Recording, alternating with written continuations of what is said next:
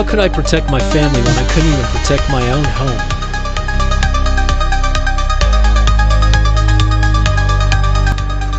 I don't know how I got there.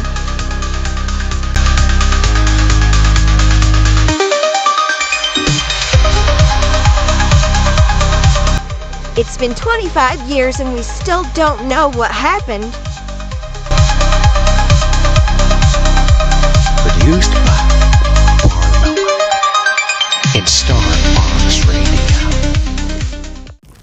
Hello and welcome back to Camp Nightmare Fuel. I'm your host, Barb Hartman. Tonight's episode is part 2 and the final part of our last episode entitled Haunted Hell, The Nightmare Within. If you haven't seen that episode, you have to stop what you're doing right now and go back and listen to that. You have to get yourself caught up before you go on with this one. Joining me tonight is, of course, my co-host and co-creator of this podcast, Kenny Thibodeau, also known as Lord Starfox. How you doing tonight, Starfox?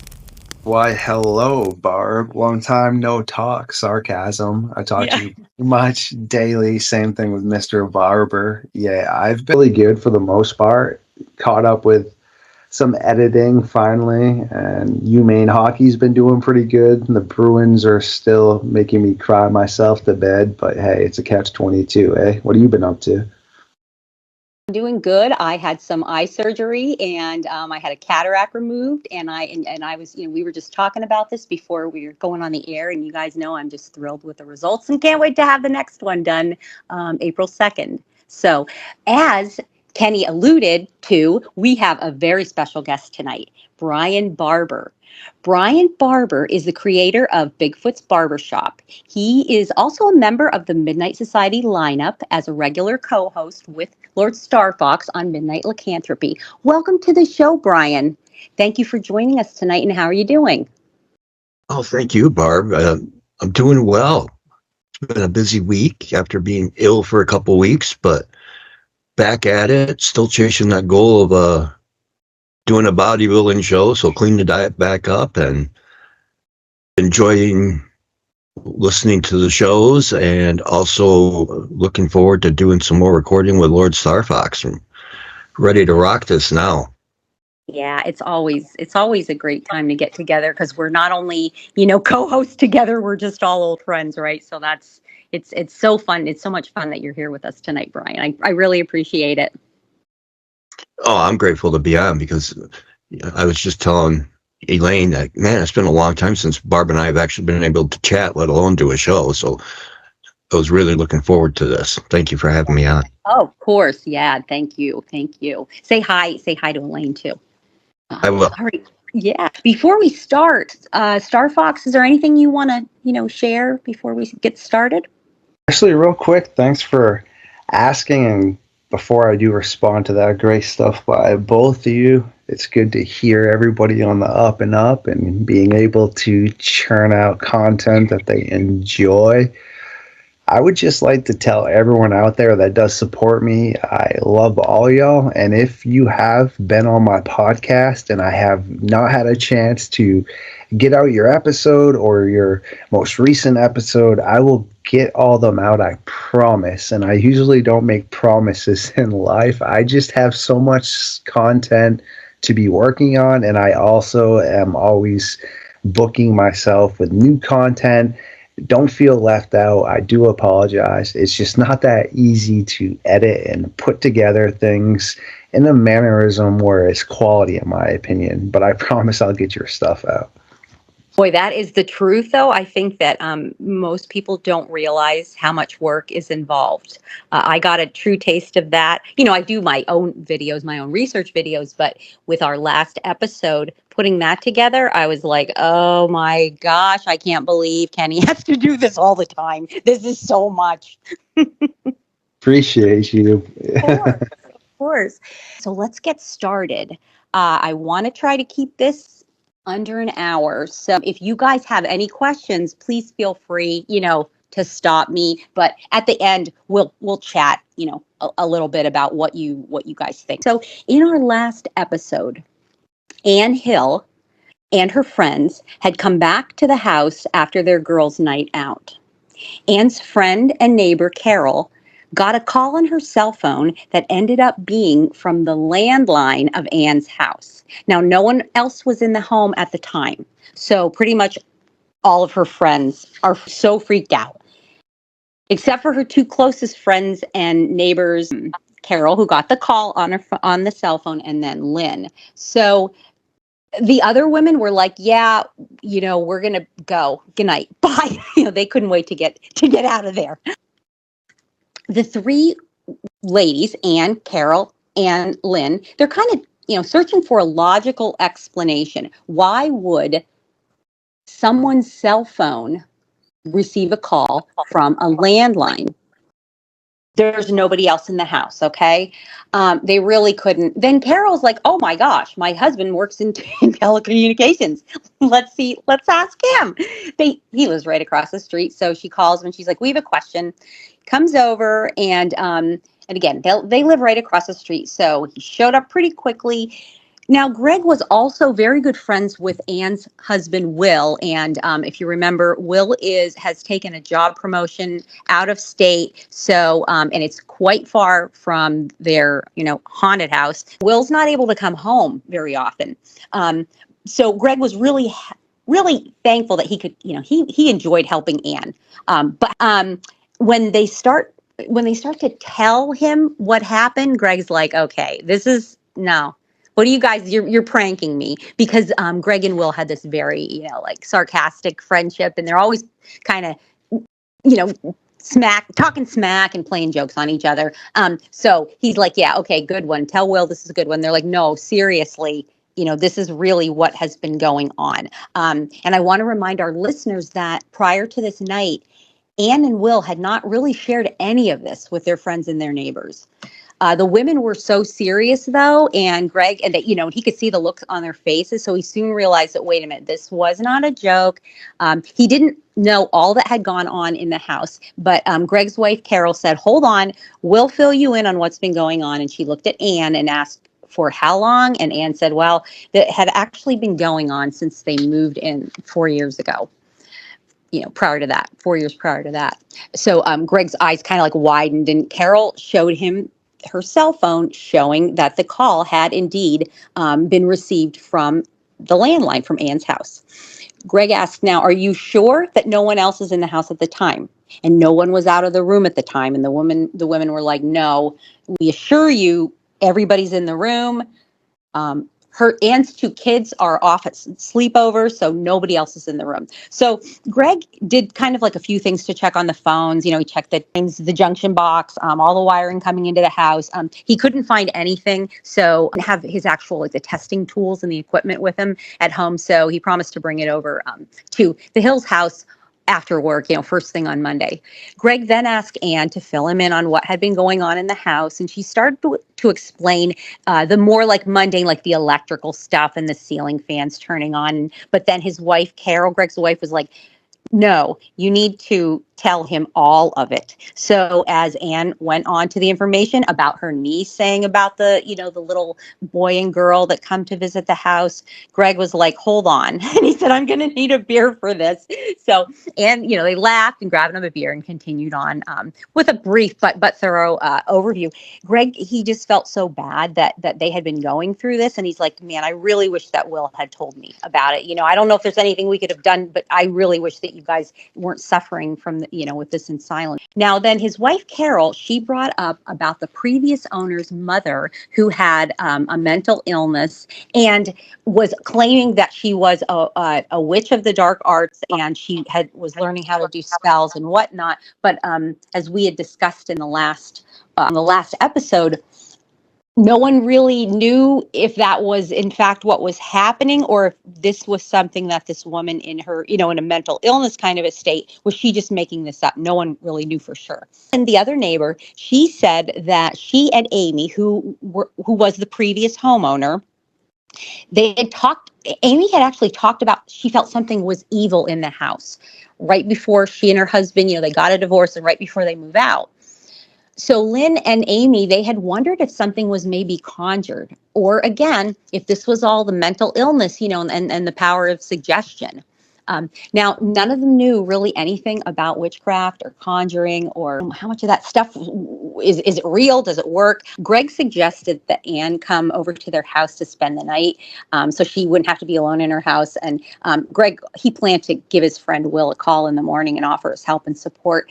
Lynn also, she had a spare bedroom, and she's like, you can stay at my house. And Anne, she thought about it, but she decided that she was not going to allow the fear of some unseen force to drive her out of her own home. No one had ever been injured by any of this activity.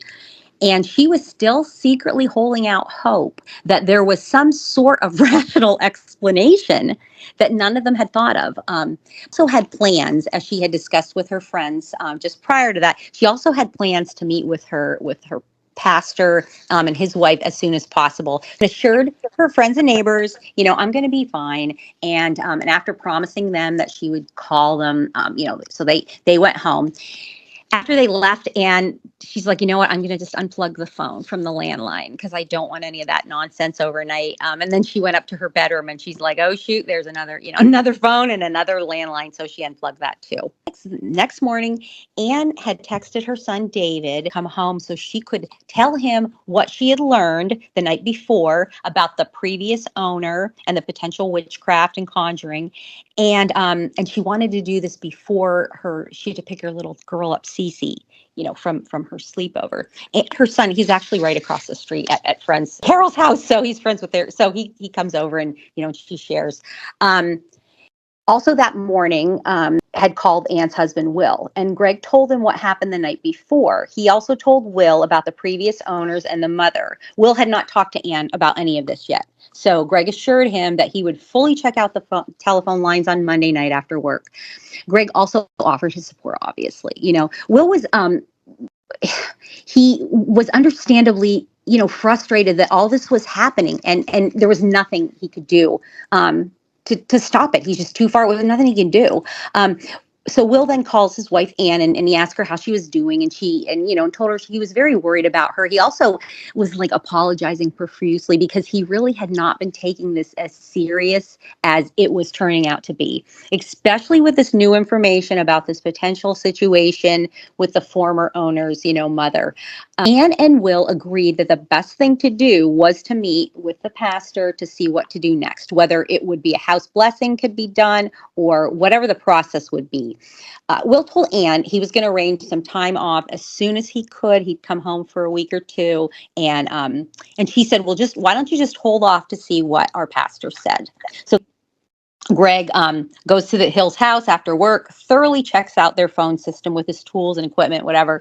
Greg could not come up with anything technical to explain what happened. He said, really, outside of human involvement, it's kind of impossible. He said to Anne, I'm going to, I'll call your husband and tell him no human involvement. So here we have now another huge, question. Later that night, after Cece, Anne's little girl, was in bed, Anne and her son David, they sat down together to kind of catch up on a television show that they like to watch together. But before starting the show, David said, "Hey, Mom, I'm sorry, I have to talk to you about something." He apologized for not telling her beforehand, but he said he just didn't want to scare her anymore than she already, was with all this stuff going on. And he went on to describe what he said sounded like a conversation between a man and a woman that he would hear late at night several times over the past few weeks. And so both David and Cece's bedrooms were just above the kitchen. And he said he thought that was where the sounds were coming from. In fact, one night earlier in the previous week, he said the talking had actually been so loud it woke him up. He said he was like half asleep, was away, and he's a half asleep state. He forgot that his dad was actually away for a job, and he was fully expecting to find his parents downstairs, in the middle of an argument. He was ready to tell them, shut the hell up, and you're going to wake up my baby sister. But he gets down. He's like, oh my gosh, wait, it's complete darkness. And then he looks at the dogs. Both of the dogs are laying there sleeping in their usual spots. The one sleepily like raises her head and starts to wag her tail at him. The dogs were clearly slept through all this. So then he turns on the hall light and that wakes the puppy up, and the two dogs are following him around, and he's like, okay, I'm going to get a drink of water and just go back to sleep. He kind of had himself convinced that he probably was dreaming this. And then he also realized, okay, my dad's not even home. So forget it. He thought he dreamt the whole thing, and he goes back to sleep. In the middle of David telling his mom about this, Anne remembers finding cabinet doors open several times in the morning right after they moved in almost 4 years ago. She reminded David of this, and they both went together wow.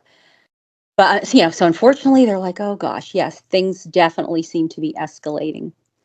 Anne met with her pastor and his wife later that week at the church. Anne had become really close with the pastor's wife in the church's women's group, and it was a women's group and a Bible study that Anne went to. She absolutely adored the wife. She adored the husband, the pastor. Will did too. The whole family just absolutely loved everything about this church.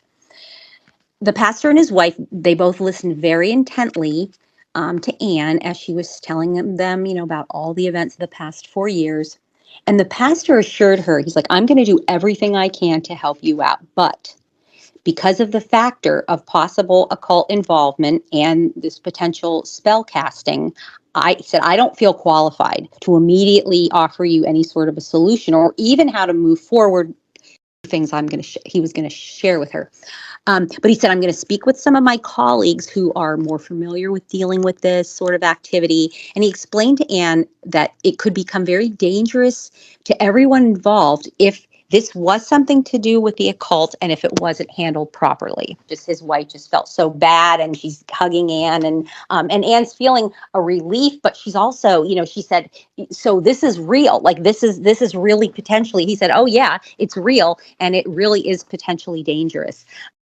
He said things like this, sometimes we'll find that if someone is messing around with the occult, whether it's through Ouija boards, seances, witchcraft, spells, conjuring, and if the person doesn't know what they're doing and they're not utilizing these tools, it really could start problems. He also said, I want to tell you this, he also said that even an inexperienced paranormal investigator could open the door to a dark entity and really, make your life hell. So he just, Anne was like, wow, she had no idea that this stuff was so serious. The pastor, he was able to, he gave her some passages from scripture and provided some prayers for protection. And he suggested that Mr. and Mrs. Hill spend time together in the house praying and kind of speaking dominion over the house as the legal, and current owners.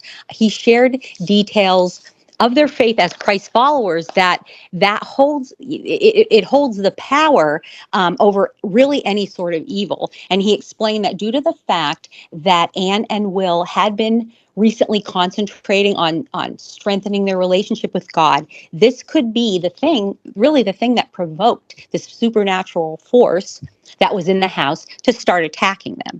It didn't potentially, that was that's just a theory. It is not common, but it is something that could be overcome.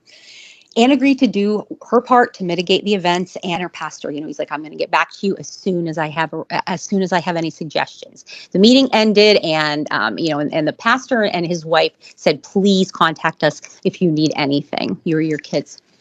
Now, unfortunately, this activity in the home seemed to skyrocket after that meeting. It was as if whatever was in the house knew that she had met with her pastor and his wife, and the thing was not happy about it.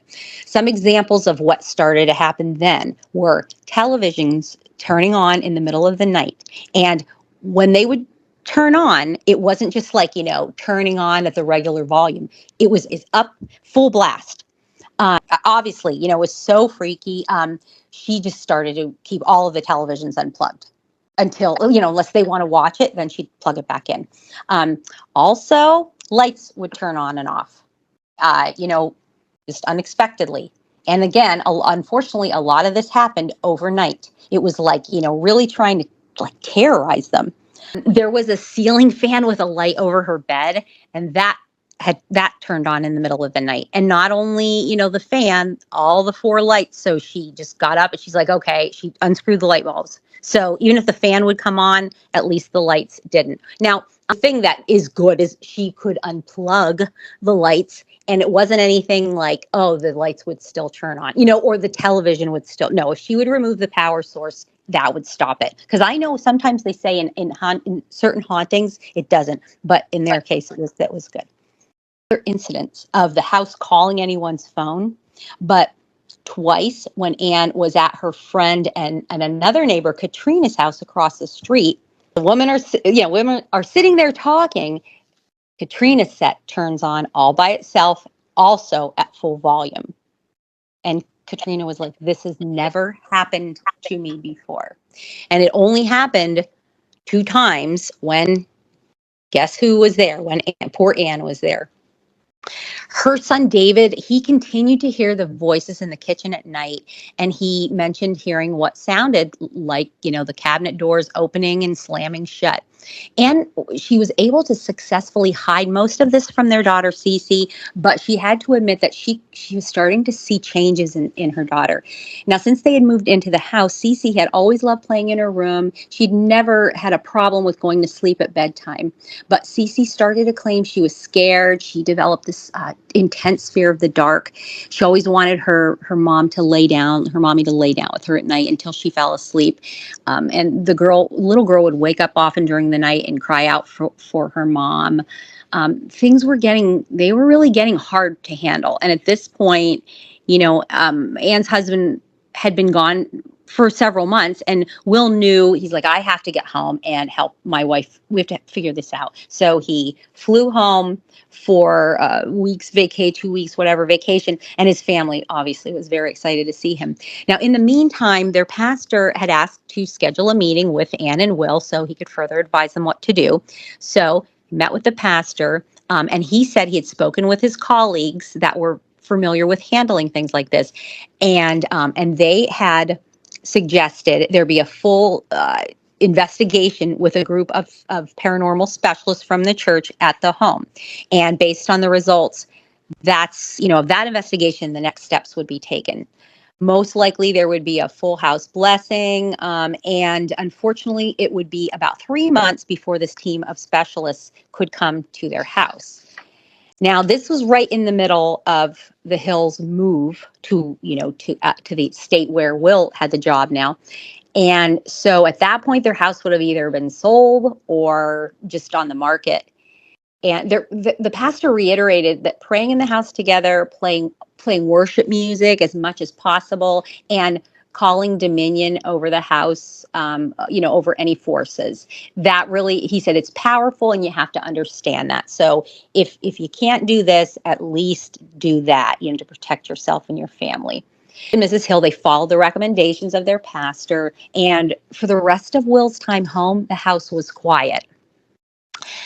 So, as time goes on, their move date is approaching and the house goes up for sale.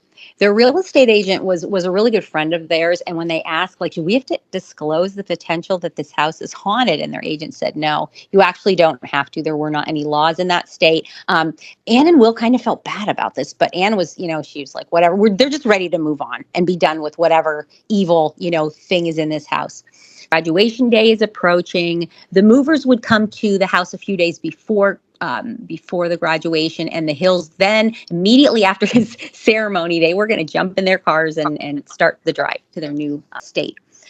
So the activity, it seemed to actually get a bit quieter, and this affected Anne in a way because she started to second guess herself, on a lot of what happened. Like, was something wrong with her? Had she exaggerated or misconstrued some of the events? She had one last meeting with the church's women's group and the pastor's wife, and she decided that she was going to bring this up and just kind of ask for prayers. The women in the group and the pastor's wife, they were so amazing. They all assured her that, you've been through a lot of this for the past 4 years. It's so much. And then the pastor's wife actually said something that was very profound. She said to Anne that oftentimes in this sort of a haunting or a spiritual occupation, of a home by what could potentially be an evil entity, one of the family members will actually be targeted more than the others. And this is done to further alienate the victim from other members of the family. The pastor's wife also pointed out that with the actions of this unseen force, when it whispered in her ear, "Mom," twice, and leading her and also leading her to think that a small child in the house was needing comforting in the middle of the night, and with Cece gradually showing more and more fear, it was clear that this evil force knew how important that being a mother was to Anne and how important the children were to her. This thing wanted to attack her with, in this area, because it was the area of most vulnerability, obviously, to Anne. Kids, the most important thing in her life. So the last night before her husband Will came home prior to the move, this was actually when the most terrifying series of events that they had ever experienced in the house. And there were witnesses. So, aside from her close relationships with her neighbors, she also had a small group of mom friends that she had met through Cece's school and activities, and she invited them to her house, for one last, meeting, fun time together. And the night right before Will was going to return home, the women had a great time reminiscing. Over the past 4 years, there were no issues with the house at all until the end of the night, and right before the women were set to leave. So almost as if whatever was in the house was making this final, show of horror, the television turned on full blast in the room that the women were sitting. Now, Anne had only shared, this information with one of the women in the group that she was closest to. Her name was Liz. And after the television set turned on like that, Liz, she turns to Anne. She's like, "Anne, are you freaking kidding me right now? Like, this is what you've been dealing with." And then she tells the women, yeah, she's been dealing with this stuff for years. And the women, they're like, "Oh my gosh." And this group of women, just like with the first group, they're like, "Okay, we need to get out of here. So it's late. Bye." But Liz was like, "I'll stay with you." She starts to hear this radio somewhere playing, like quite loudly, but where's it coming from? Anne was at the bottom of the steps, and the kids are upstairs. Well, Cece was off actually at a sleepover, but her son is upstairs. Okay, that's not where the sound's coming from. So Anne and Liz, they go to investigate where the sound's coming from, and they soon discover that the radio was actually one of those like clock radios that was plugged in the garage, and that was what was on. And again, it was at full volume. Now, Anne, right away checked to see, did this radio have an alarm set? Because obviously, if somehow it had an alarm set, that would cause it to turn on. There wasn't anything. There was no alarm. Liz, of course, is like, ooh, she heard about this stuff but had never seen it. And so, she was kind of like a little bit excited, like, wow, Anne. So standing there chatting, Anne's loading the dishwasher when suddenly the darn radio comes on again at full blast. So Anne and Liz are looking at each other like in complete disbelief. Anne's like, "We turned that on." And Liz said, "Yeah, you turned it off. I saw you turn it off." And she's like, "I should have unplugged it." So Liz, who had a very dominant, like, take charge personality, she's like, "Anne, this is ridiculous." She charges out of the kitchen, throws open the door to the garage, and like unplugs the radio. And she's like, "And that's going to be enough of that." So what happened next was the most terrifying thing Anne had ever experienced in the house. As soon as Liz comes back through the kitchen, bugging the radio, something began to bang very loudly on the door right into the garage, as if someone was standing on the other side, banging on it very forcefully. Both the women scream. The dogs go crazy. They immediately jump up and, ran to the door. They're barking and growling. And then the knocking stopped. So Anne, she said she doesn't remember how many knocks, but it was forceful and it was loud and it was just so scary. David, her son, he's upstairs, but he heard this disturbance of the dogs. He comes down. He's like, "What's going on?" They tell him. Liz told him about the radio and the television set earlier, and David said, "Well, that's normal with the television set, but we've never had anything with the radio, and nothing has ever banged on doors like that."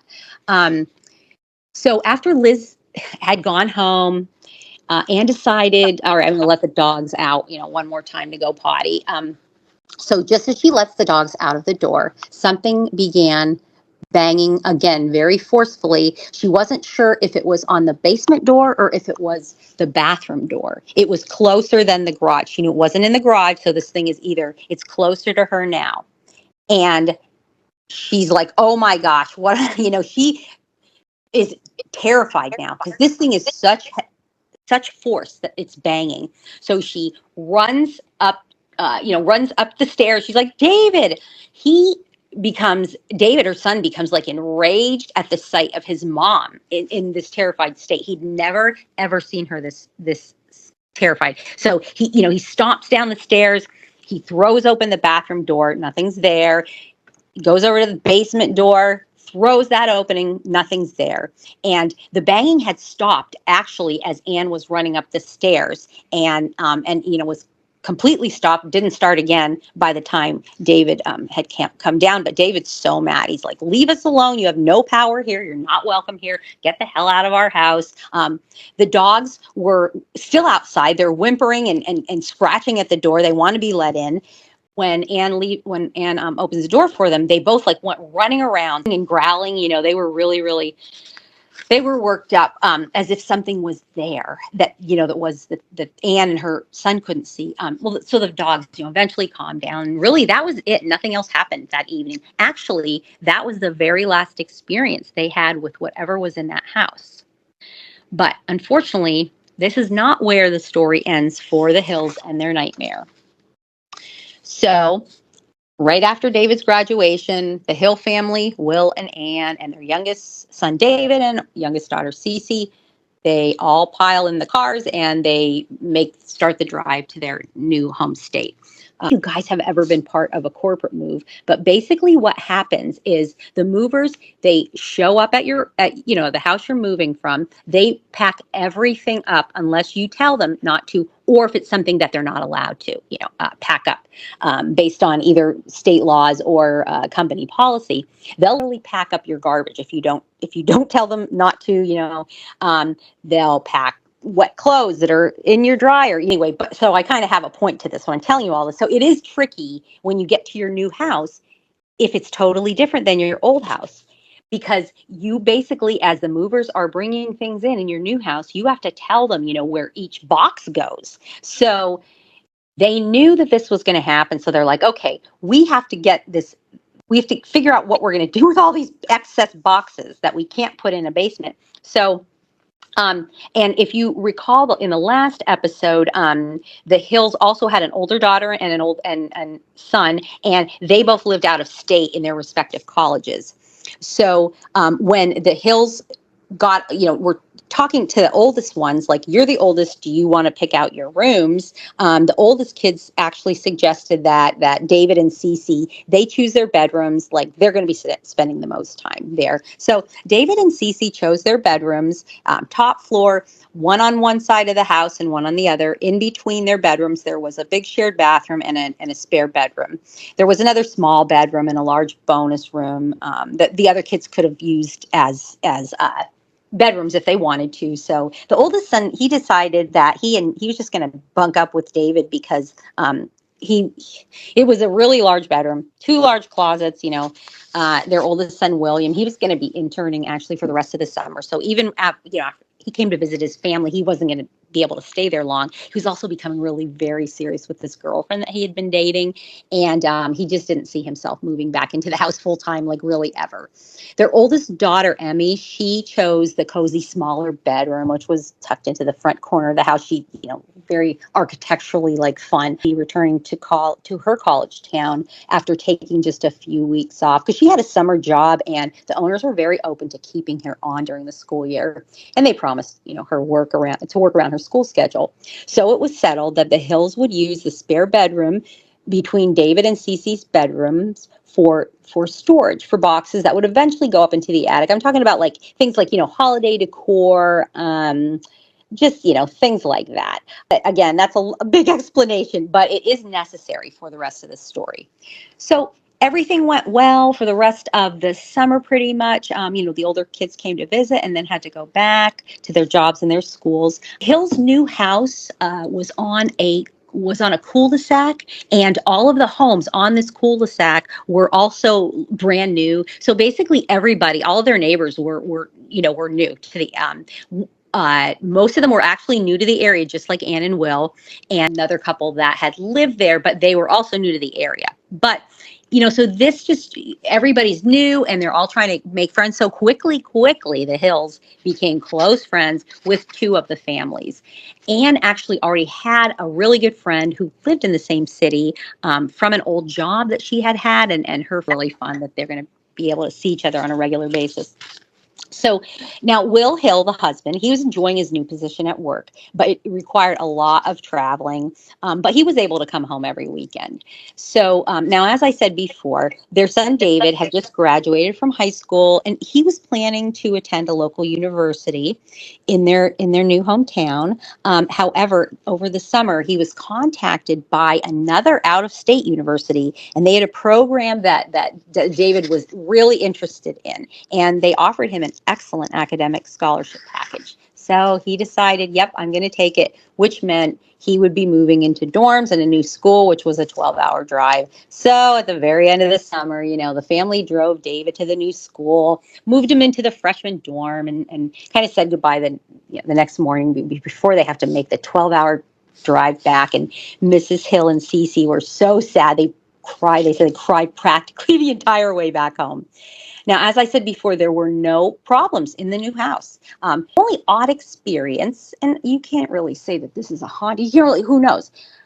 So, several times, each member of the family would smell like a breakfast smell, particularly the smell of like frying bacon in the upstairs of the home, when no one in the house was making bacon or any kind of breakfast. And it seemed to be coming from the spare bedroom, which, was the one between David and Cece's room and was being used for storage. So now, unfortunately, after David left for school, the dynamics in the house and the family, I should say, changed a little bit.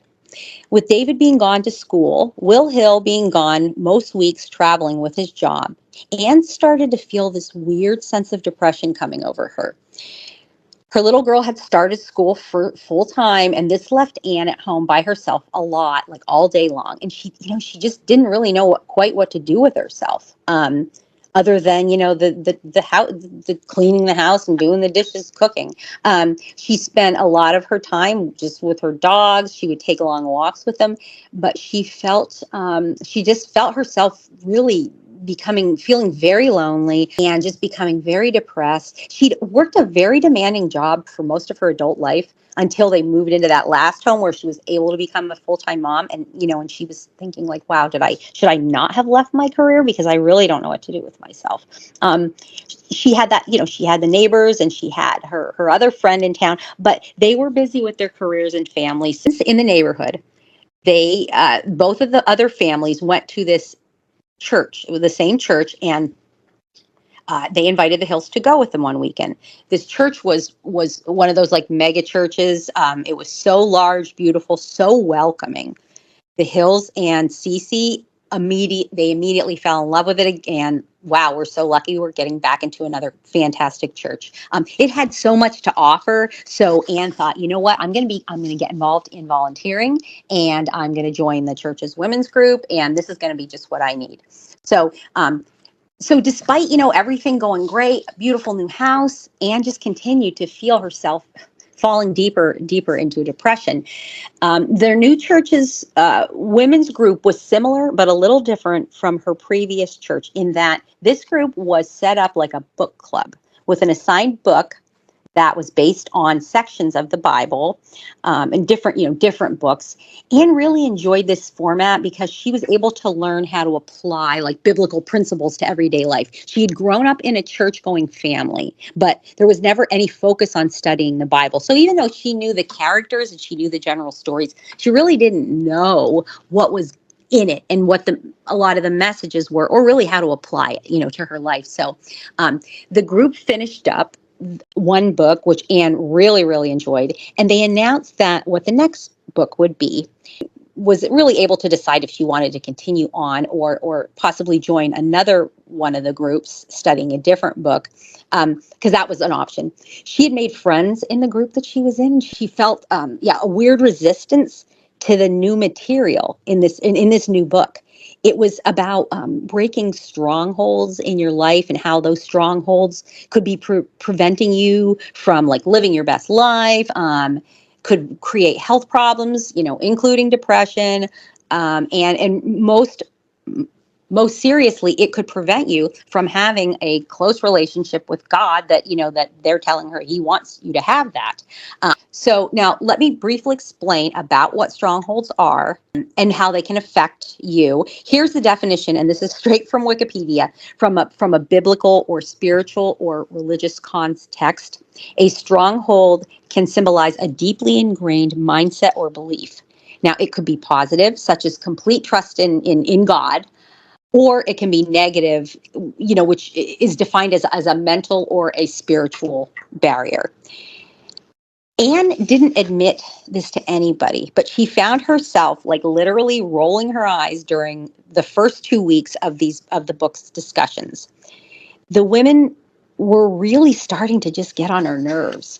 The time they spent sharing at the meetings afterwards, after they would go over the book, she really used to enjoy that. Everybody would talk about their challenges, what's going on, what they had coming up, and ask for prayers if needed. Then they would all pray together. Sometimes if somebody was facing something very serious, like a health issue or something serious in a family, they would do what they called like praying over. So would be in the middle of the circle, and they would just pray to her, placing their hands on her head or her shoulders, or her back. Anne had seen this done in her old church, and she always thought it was so sweet and so profound.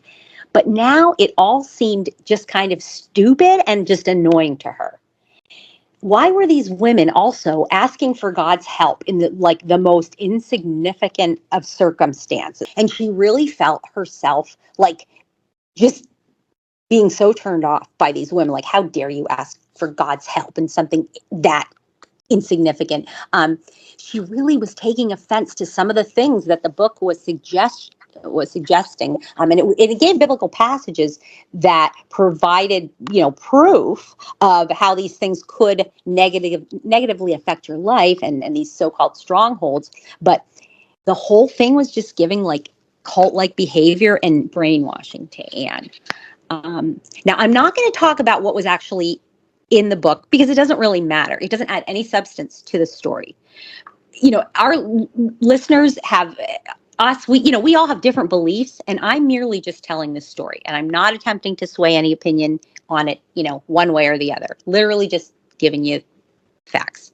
Anne ended up missing the next 2 weeks of the women's group, and she decided that she probably wouldn't go back until there was a new book. She also just didn't want to admit how deep and dark that her depression was becoming. She felt like each day it was a struggle to just get out of bed. She didn't have any joy in things that always brought her joy. Spending a lot of time alone, walking the dogs, or just laying on the couch and watching mindless television. She kind of felt like she didn't have a purpose.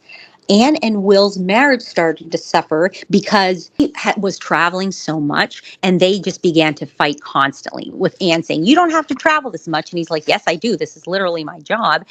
She also began to have like weird thoughts about, what is he doing on the road?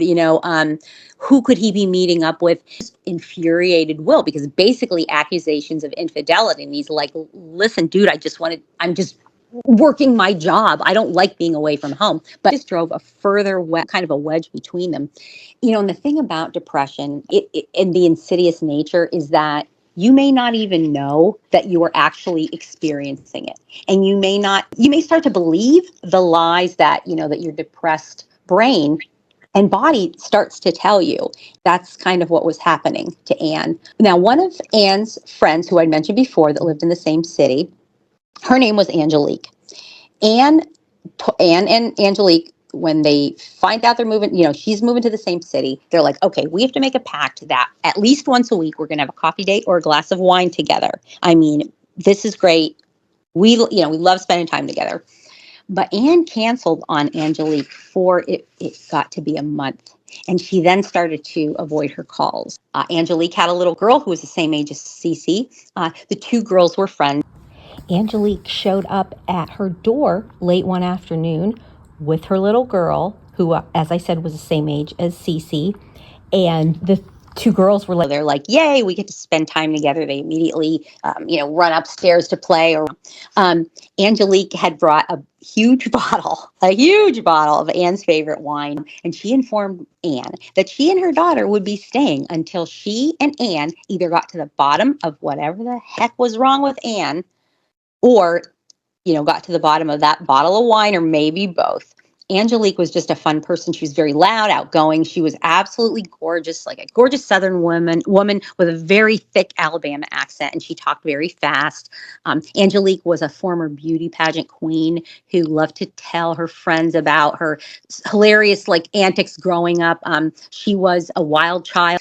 Angelique would get very animated and start to talk even faster, and then they ended up just laughing hysterically because Anne's like, I have to stop you. I don't even know what you're talking about. So they always just had such a great time together. After a glass or two of wine, Anne was like, okay, she admitted to Angelique how sad she was and how she just couldn't shake these feelings, and told Angelique, she said, look, I struggled with depression when I was younger, but it was not like this. This is very dark and it's deep. It's just heavy.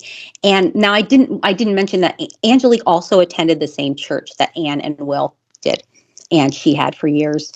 Angelique also attended a women's group there, but she met at night because of her schedule. So Angelique asked Anne if she had talked to any of the group, but Anne told her, she said, I'm kind of turned off by the subject matter of this book. Anne jumps up, she grabs the book, and she shows it to Angelique. And she was sure that wild child, Angelique would completely agree with her that this prudish, cult-like content was, and she would hate it as much as Anne did. And she was prepared to hear one of Angelique's famous, hilarious rants on the self-righteous behavior of these church women, who want to just spread this nonsense around.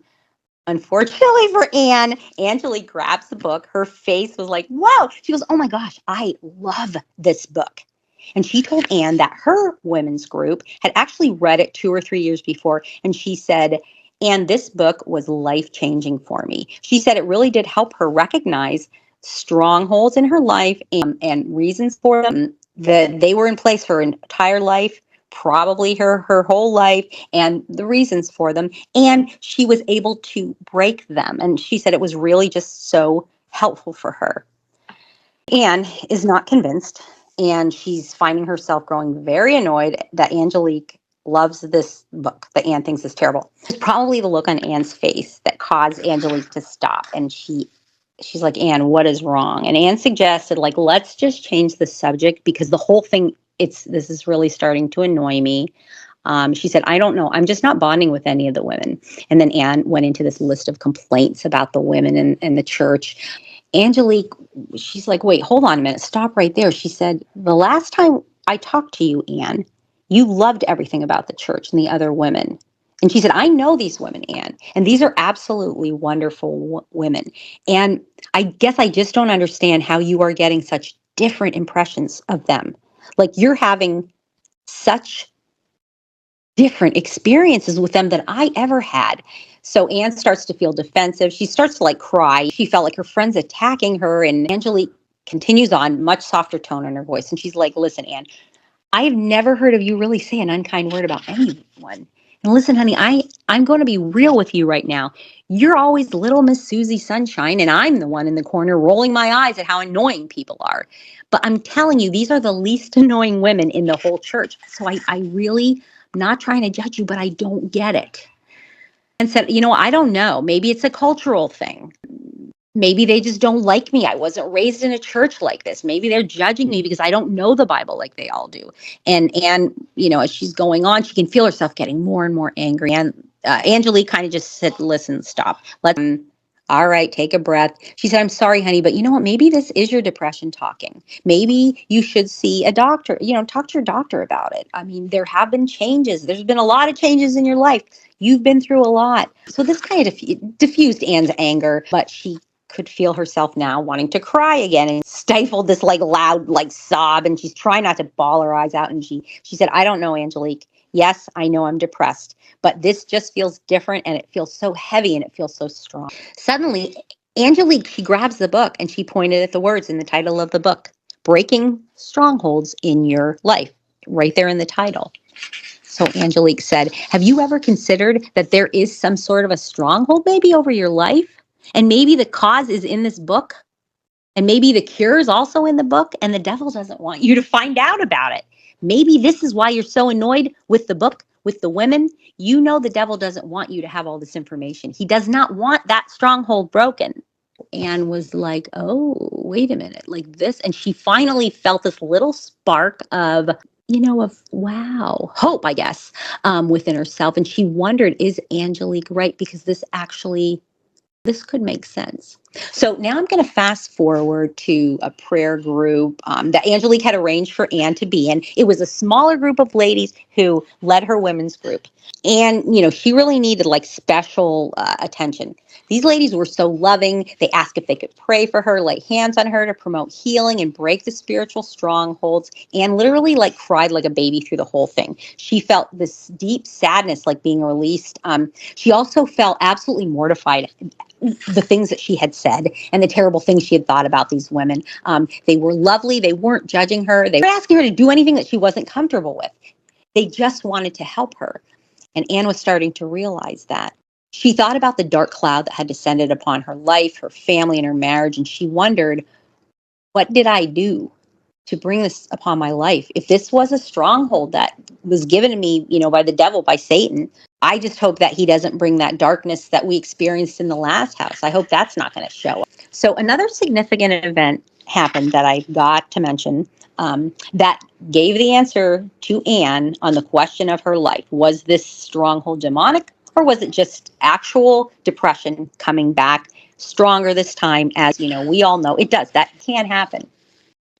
Anne had become close to one of the women in her smaller group. Her name was Dorothy. Dorothy was significantly older than her, but she could quote the Bible like nobody else. And Anne really, she liked meeting with Dorothy because Dorothy just made sense of everything in life. Dorothy assured Anne, she's like, we are going to be able to get rid of this darkness in your life. And they began meeting for coffee on a regular basis. And what happened is they started to almost collect women that were all drawn to Dorothy's loving, motherly heart and her healing nature. Have this meeting set up. They're going to go to this local coffee house. Dorothy called Anne and she said, hey, do you want me to give you a ride to the coffee house? Because I'm actually had some business over your way, and I'm going to be going right by your neighborhood. And she didn't realize that Dorothy was so close to her house, and the doorbell rings. And so Anne lets in Dorothy, and she's like, oh, sorry, I need to grab a sweater in my purse, apologizing. Didn't realize you were so close. So Dorothy comes into the foyer, and she's standing there with a very strange look on her face.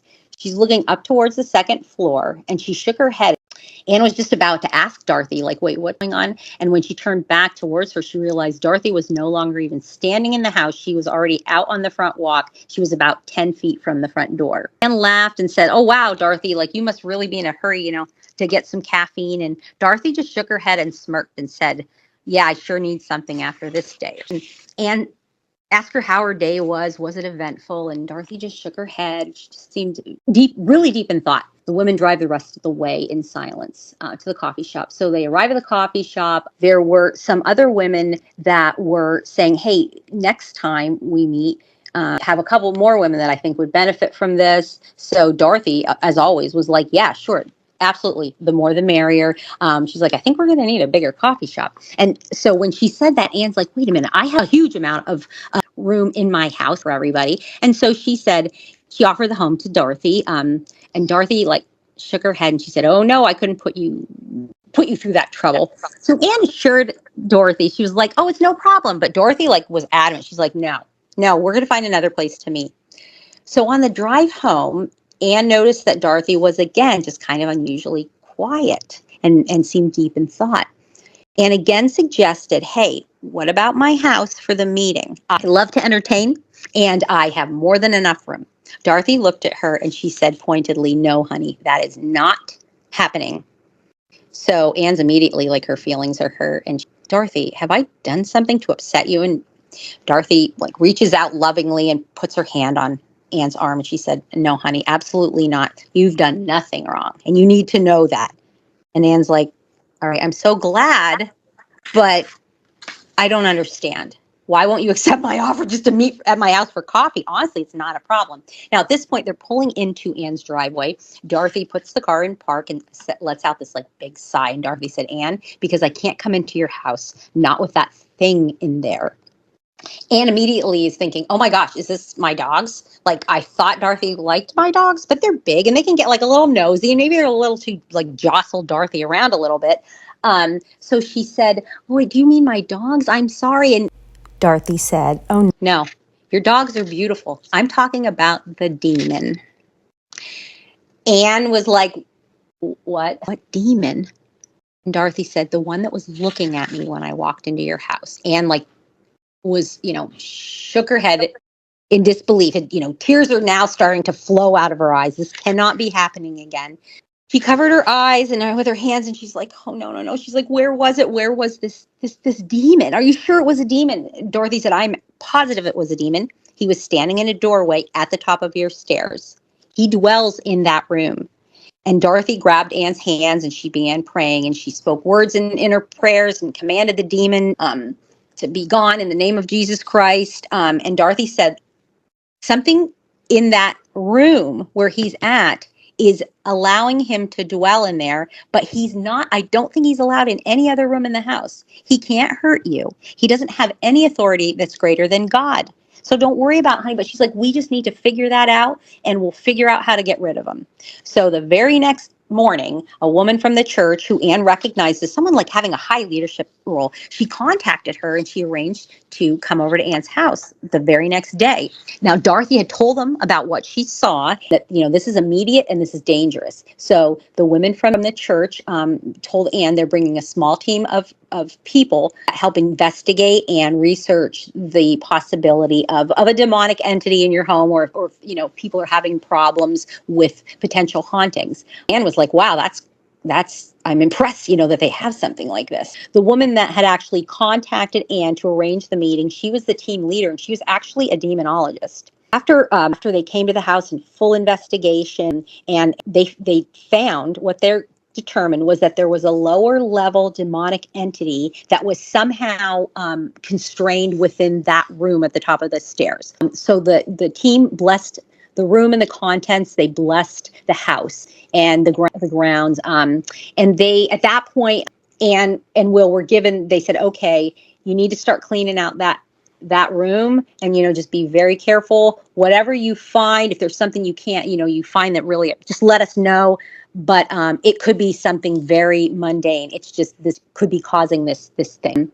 So through the steps, the team had done this, like the blessing of the house and binding evil spirits. So Anne also was quickly finding relief coming over her from that crushing depression. It was just like lifting.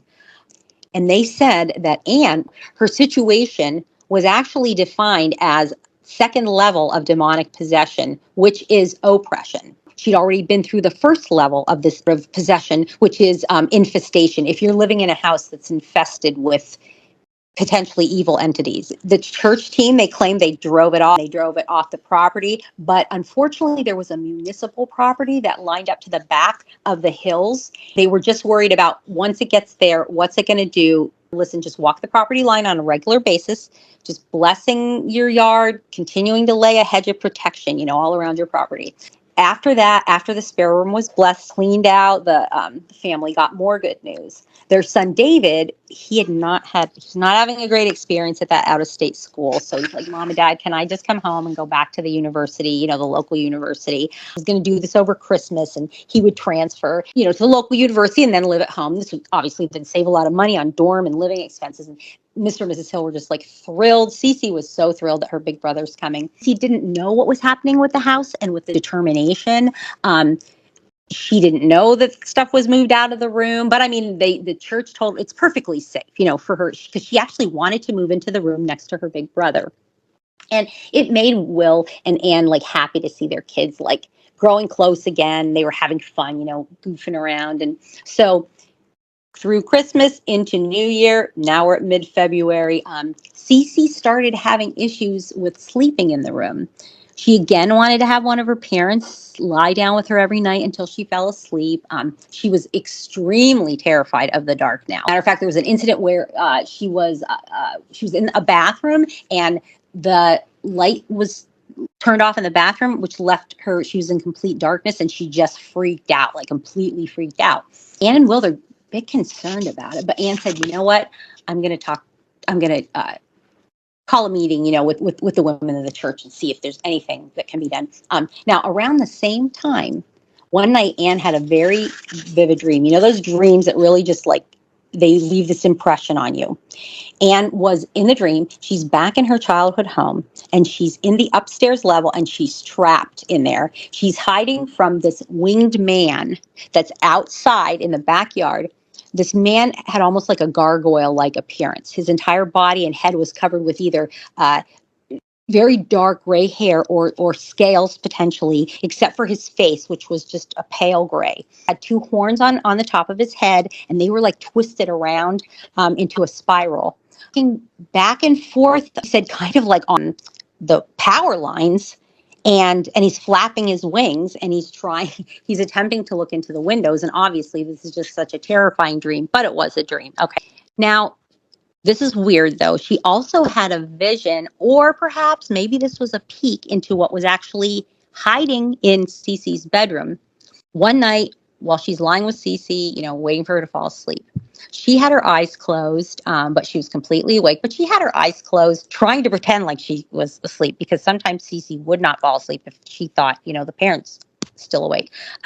So has her eyes closed, trying to take a peek at Cece. When she opened her eyes, she saw there in the darkened room, just by the light of this nightlight, at least 6 or more little beings that were sitting with their arms, like kind of like clutching their legs.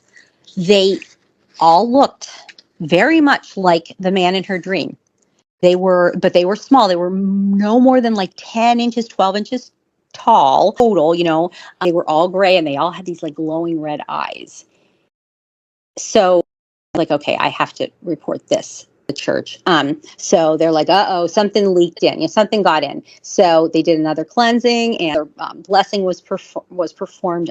This time the team kind of escalated their measures, and they completely sealed the house up against any sort of evil spirits, negative energy, even anything neutral that could be potentially turn evil. And Anne and Will were given very strict protocols of prayers and protection methods that they had to continue to use daily, just to make sure. And they said, this is not something you're going to have to use, the rest of your life. It's just right now, you're going to just have to be very vigilant. There really was no further activity to report except for a lone coyote that both Will and David saw a few times sneaking up at the back of the property. It would stand next to this tree and like creepily, like eerily look toward the house. And so one night, a few months later, this would have been maybe October, I believe. And they're like, oh, this is our first night that we can open the windows at night. The cool air's coming in. It's so fresh. They lived in the country, so all this great fresh country air's coming in.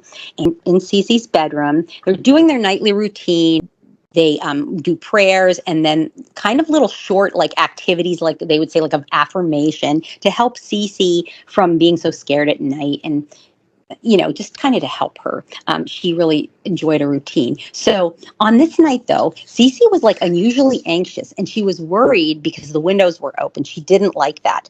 And Anne's like, no, honey, it's okay. Like, let's work through this. She explained, listen, these windows, they're screens, they're locking, nothing can get up here. And all the downstairs windows, we're not going to have them open. They're shut. Everything's locked. All the doors are locked. You're completely safe.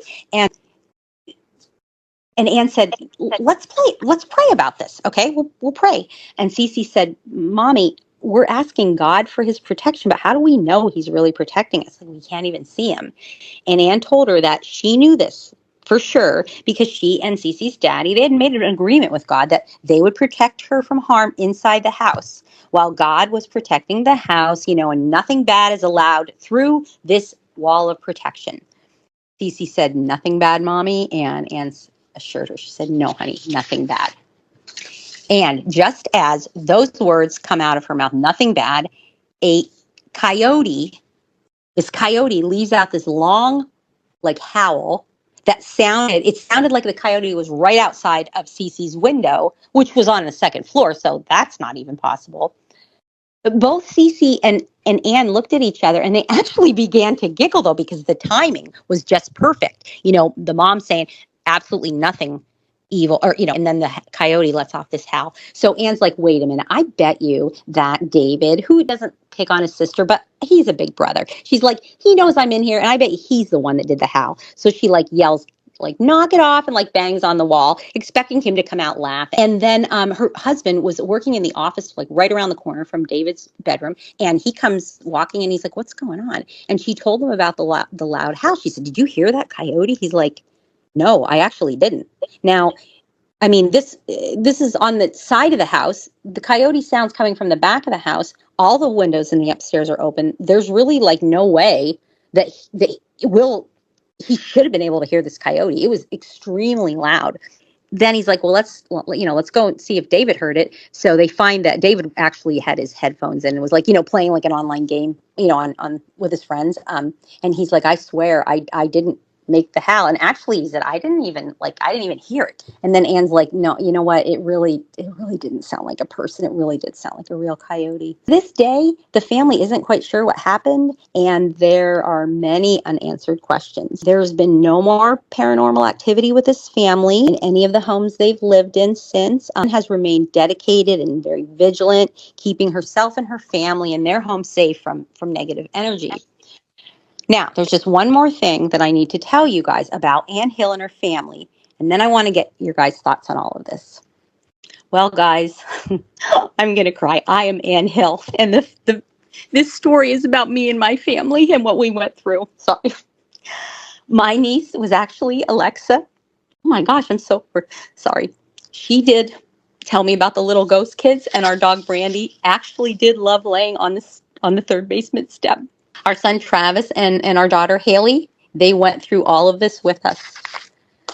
All of the events did happen, even when my house was, called my friend's cell phone. And that all happened. So what do you guys think about that? Who wants to even go first? Whatever, just do whatever you want to do. I am blown away that you got through this. As you were talking, it's one thing to think about it being a third person party, but coming right from you, it, definitely changes things when you know the person, because as you're going through this, when you said that the TVs came on at the neighbor's house, the first thing that passes through my mind is, it's not only the house, but an attachment. Yes. And if you don't clear the attachment, then it's going to follow you to yes. wherever. And I had no go. idea. I had no idea, what was going on. And it was funny because it was my friend, and I changed all the names. Her name was Kelly, but she's like, Barb, tell your ghosts to go home, and I'm like, I'm sorry, I didn't mean to have him follow. It was all like it was trying to keep it light, but it was terrifying. Yeah. So, and I wanted to purposely, I thought, I'm going to do this and I'm not going to tell anybody, especially not you guys, because, it's like, okay, here's my story. What do you think about this, Kenny? Excellent stuff right there by what Brian just said, and also nice work in general, just reiterating that. As before, I've never had any sort of paranormal experiences and such, and I know very minimal about it. Yet, from listening to obviously what you had presented, sounds pretty traumatic on many different levels for sure. And I just wanted to, like I said, just reiterate again, nice work on your behalf. Thank you guys. That's truly, it's so kind of both of you. I'm just so thankful. Thank you for the kind words. And I told you, Kenny, I was like, I'm really like, this is really affecting me. And obviously then that's why, I'm done. I'm glad that I'm done talking about it. You want to, yeah, cause it is really, it's a scary thing that last night was the scariest thing with the banging on the doors. That was terrifying, when you don't know where it's coming from. Oh, let me tell you. Yeah, it almost sounds like it was laying in wait, building energy for. Yeah. Because you said it was quiet for a while and then all of a sudden it erupts. That takes a lot of energy. Yeah. And it also, what would really, tick me off was that it did this stuff. I mean, fortunately my kids, Haley didn't know. She knows some of it now, but my son, he knew, he witnessed, he saw a shadow person, whatever. So, he was going through some of this to be the witness because a lot of this stuff did not happen when my husband was around. A couple of things did, but not to that extent. And it's like, man, are you kidding me? It was like, it was targeting me, and it did make perfect sense that it was trying to worm its way in by using, I'm going to pretend like I'm a small child. Barb's going to feel really sorry for that small child. You know what, though? I have to say, to this day, I'm not really sure. Like, okay, we know that there was a demon involved because of Dorothy, which actually her name was Delilah. And she was very gifted, in all of that stuff. And she said, I can explain to you what he looked like. I'm like, no, I don't want to know what he looks like. Like, I did not want to know. But I don't know if, was the little boy Harold? Like, Haley remembers him. She remembers a little boy being there playing, and she remembers that he caught her. But here's what was weird is that she said, so when they're playing in her room, he was little, like her age. And she said when he caught her, he was like a teenager. When we moved, Harold told her, I have to leave now because I'm getting too old to play with you, or something like that. And I have to now go home to my family. And she was like, oh, okay. And she didn't tell me that. Literally, it was about 2 years ago. And Haley's now 20, she's gonna be 26 years old. So she just told me that about 2 years ago. And so I'm like, whoa. So yeah, guys, I don't know. Were they really true spirits? Our dog loved to sit on that stupid hard basement stairs when she could have been, laying around the house on all the, cushy carpet, bed, couch, whatever, and she'd rather lay. So there was something there that was comforting the dog. Sounds so. I mean, obviously you were the target, and then whatever had attached to you, you went through the oppression and everything once you moved in. Did you ever find anything in that room that you went, oh, hey, what's this? No, we never did. Now what the team found, which, I mean, there was a statue of a gargoyle that we got it at an estate sale. Of course, never heard of just family famous, whatever, in when we lived in Delaware, and they were selling these little, it used to be part of this huge fountain. And it was a little gargoyle. He was about maybe let me see, maybe 18 inches tall, probably 20 inches wide because he had his wings out. We thought it was cool looking, but they said that those things have been known to have attachments to them. And also, in hindsight, at the time, it's wait a minute, that it did look very similar to the dream of the man that I was was the demon that I was seeing, and also the little things that were in Haley's bedroom that I saw that night when I opened my eyes. It looked very much like that. So what they had me do is we crushed it up because it was made of cement. So we just crushed it like down into very small pieces. Then we put it in a fire. Now you're not supposed to burn anything that's like flammable, because that could supposedly put the energy out, into the atmosphere. But with this, because it was basically just, it's like cement, rubble. So we burned it and then we buried it. And they said that would be the thing and they helped me through all that, which was amazing, because I'm like, I don't know what to do. But no, there was never anything that we found in that room, or why the thing was like confined to that room. Wasn't there, and maybe I'm thinking of, but laundry? Yes, absolutely. So maybe there was some, bad juju attached to that. Could be. I don't know. Yeah, definitely could be. I seem to remember, I can't remember exactly what it was, but it was pretty dark. Yeah. Conspiracy theories and then not actual facts. I remember hearing news and actual facts. Yes, yes. I'm very careful with looking for the signs of that, of anything that's demonic. I've had people say like, oh, don't think that everything's demonic, Barb. Like, don't always think that. But it's like, okay, I don't think that. But the reality is that I've seen them and I've dealt with them and I know how strong they can be. And I don't want to have that in my life. I don't think that people take that seriously enough. I also don't think that people take what they can do to you from a mental, from mental aspect, depression, anxiety. I don't think people take that serious enough, that this could actually be caused by the strongholds that you guys know, I'm not that like type of a person. I don't get annoyed by people. I was so annoyed by these women. I had such hateful feelings toward them. And now, then later on, I'm like, oh, that was just the demon was like making me think these things.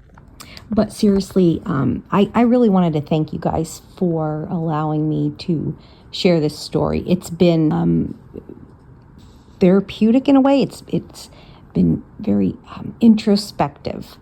And I just thank you. Thank you. Just quick, because unless it happens to somebody, to me, seeing Bigfoot's one thing. Yeah, it might traumatize you. To me, dealing with the paranormal is a lot worse. Definitely. I'd rather see a Sasquatch any day than see a demon again. And because hideous, and it makes you like sick to your stomach, and other things like that. I wasn't going to add to the, to the story. It's just too much that they were, and I'll tell you guys, like they were trying to get me to I'm going to try to say this without crying, because oh God, sorry guys. They would show me pictures of my tree in our backyard. And we lived in Tennessee at this time. And it was like, look how sad everybody's going to be. They're going to be so sad when and then they'll see. Then they'll be sorry. What kind of an effed up thing is that for somebody to think about? And wow, how much of this is demonic? Because it's so real. Yeah, you can't. I was lucky in my situation where it was bound to the house, I think, because I never had anything follow me, but, and was never oppressed like that. So, and for you to have the courage to come out and share that, like I said, a lot of people just there's no concept of how powerful it can be when something you can't necessarily see it. You're absolutely right about that, Brian. I couldn't agree more.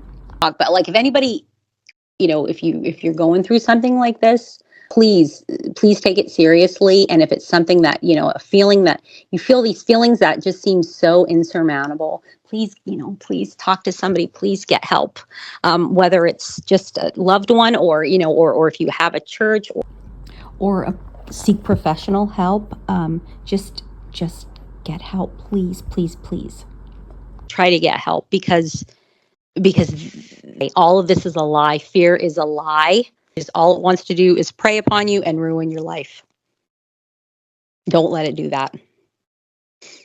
Preach, my friend. Excellent stuff right there. And I do know you have the little bleep out button because I am not one really to swear, but I am going to. There's a little bleep you need to add in there. Wanted to also just, again, I have never had any sort of interactions with this whatsoever, meaning this is all creepy, interesting, again, like I had previously stated, effed up, just not stuff that I really have any sort of concept or understanding of how to really even be helpful to anyone in a situation like that. I will say on a humorous note, to lighten you a little bit, I feel bad now that I traumatized you as Floor Starbucks, the vampire and the good old fox. Oh, no. Yeah, Also rather a vampire any day than a Look at it like this. I'm like Bill, Compton, and Eric from good old True Blood, all right? Oh, yeah. Or, the Twilight vampires, what is the other one, the one with the brothers? Oh, the Vampire Diaries. That's the other one. Stefan and Damien, not any all day long. No, I should no. Please God, don't test me again. But I do have a serious little quick question that's made me think though. Sure. Because a lot of people, again, I don't know enough of this. I do know it falls over into the dogman aspect as well, though, with people saying potentially paranormal as well. Same thing with the Bigfoot side and people seeing orbs, etc. Do you think now that you have shared that, it just rang my head, could this potentially be lapping over maybe with some of the orbs you think you see and also maybe some of your Sasquatch interactions as we are tying this up? It was just a quick thought. Yeah. I don't think so because I'm very careful. And I do walk my property and I do pray and I do, when I had asked Nuxium, is there anything else that I can do? Because this is like a different level of like spirituality. And he's like, yeah, you can, like there's things I can do to protect myself that are a little bit different, and to burn the Palo Santo wood. That's super powerful, and so it's just a different method. But I have to stay vigilant because these things, I'm not saying like they'll definitely affect me once in a while, but it's strong enough. The protection is strong enough in the house. Have to stay vigilant with it in the property because I do feel like if you have experience with this, they kind of they're like, oh, we know that we can kind of try to get to her, and like, no, you can't. Because the thing is that like I've become more strong in my faith in that I'm telling you, all you need to do is you need to believe that that God, that Jesus is going to remove this stuff, and it is like boom, like it's like it happens, but you have to believe it and you have to like look for the power. And I know that that's not everybody's jam, and that's fine. If you can find something that is of equal power, that is more suiting to your belief system, that's what I would suggest to do. And I thought, well, I don't just come out and like, here's my haunted house story, like as if Barb doesn't have enough crazy stories with her Sasquatch, Might as well copyright it here on your podcast, eh? Yeah. So before we, close this up, thank you guys so much for listening. And Brian, can you tell the listeners where they can find you? Brian Barber on Facebook, Bigfoot's Barbershop on Facebook, and Bigfoot's Barbershop on YouTube. And are you still doing the podcast on Grizzly's channel? Okay, you can share about Hidden that. Realms on Friday nights.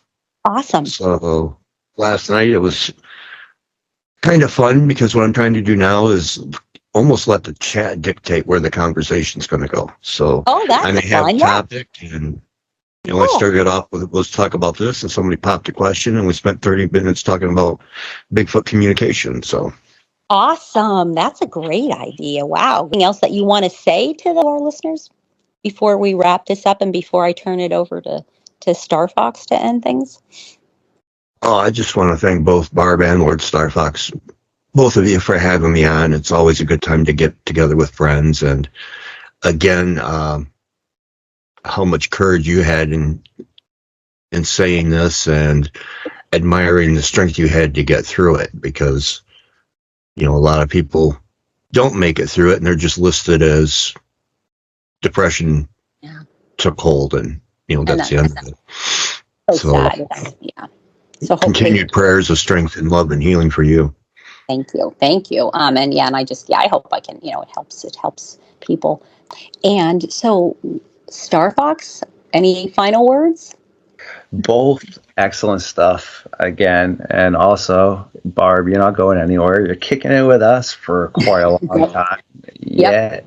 No worries on the negative aspects. You just got to keep the good old positive mind frame, which is easier said than done. But long story short, back in the day when I used to be a little hoodlum, people would be like, no, none of that around here, only good vibes. And I'd be like, yeah, what kind of crap is that, good vibes? But fast forward, that's what I'm all about now. It's just good vibes, get that noise out of here. So same thing. It's obviously just something that's easier said than done, but it sounds and seems like you got a pretty good squad built for you with your family. You got a good team set up. And to answer your question, pretty easy to the audience. You can catch me here with Barb. You can catch me with Brian, pretty much everywhere with my squad. But if you are interested in the podcast I broadcast over on my thread, simply just type in Midnight Lycanthropy. It's going to bring you over to my page, and you can find what I'm churning out over there. And also, Barb's going to have the link up in the description, which is pretty easy as well. Thank you guys very much. And to our listeners, thank you so much for listening to this episode. And we hope to see you back soon for another visit to Camp Nightmare Fuel. I'm your host, Barb Hartman, with my co-host, Lord Star Fox, and our very special guest, Brian Barber. We hope you all have a good night, sleep tight, and don't let the werewolves bite.